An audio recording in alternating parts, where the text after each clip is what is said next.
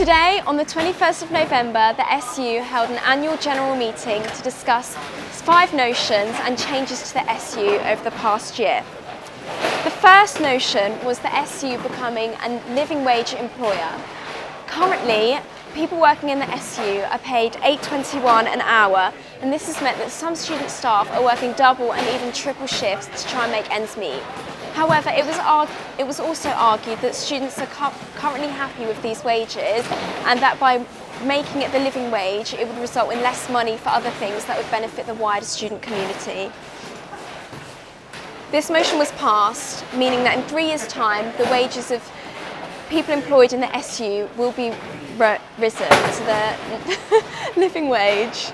The next motion was the increased response to cases of racial discrimination. There was no arguments against this case and it was unanimously passed. Thirdly, support for the upcoming strike was debated. The strike is occurring over pension disputes, pay and unsustainable workloads and the gender pay gap, which is currently 21%.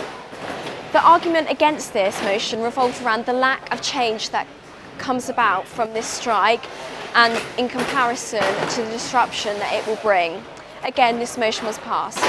The fourth motion was to have more direct action for climate change by cutting carbon emissions and to make the campus more ecologically stable. It was also passed unanimously.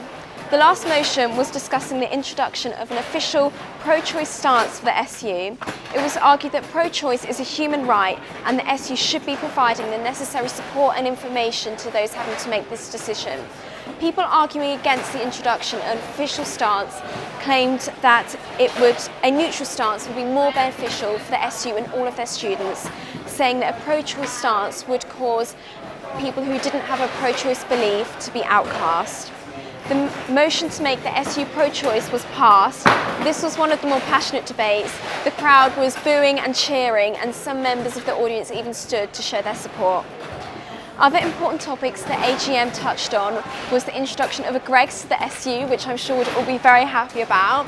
But on a more serious note, whilst condemning violence, the SU showed their support to the Hong Kong protesters who attended the event. Thank you. This was Laura Atkinson for CUTV News.